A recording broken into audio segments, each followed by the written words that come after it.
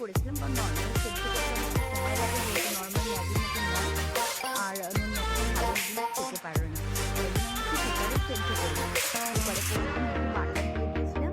Butter দেওয়ার পর এর মধ্যে একটু সবজি দিয়েছিলাম, সবজি বলতে গাজর আর গাজর আর মটরশুঁটি দিয়েছিলাম। তো তোমরা চাইলে ক্যাপসিকাম বা অন্য কোনো কিছু অ্যাড করতে পারো। আমি বেশি কিছু অ্যাড করিনি, কারণ অল্প অল্প করে পরিমাণে করে দিই, যাতে খুব বেশি না হয়ে যায়, যে সবজিগুলো বেশি আরও বেশি হয়ে যাবে।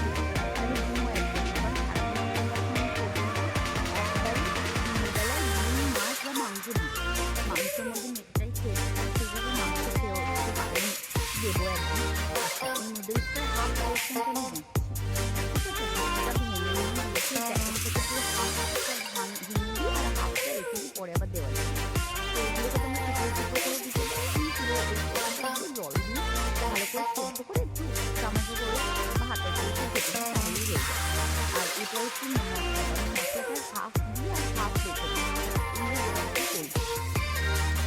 তো তোমরা ট্রাই করতে পারো পুরোটা দিয়ে। আমি যে পুরোটা করেছিলাম অনেকটা পরিমাণে হয়ে গেছিলো, ওটা ওর জন্য মানে পারফেক্ট ছিল না, অনেকটা হয়ে গেছিলো, খেতে পারছিলাম না।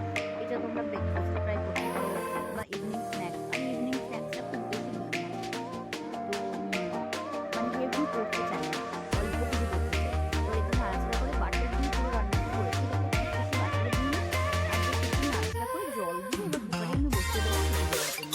আর আমি হেভি ব্রেকফাস্টগুলো, হেভি স্ন্যাক্স এগুলো কিছু দিই না, অল্প দুধ বা অল্প সেরেলাক দিই। ওই একবারই ও সেরেলাক খায়, বাদ বাকি সারাদিন সেভাবে সেরেলাকও খায় না। তাহলে কী হয়, আর রাত্রিবেলায় খিদেটা থাকে। একটু নুন দিয়েছিলাম স্বাদের জন্য, কারণ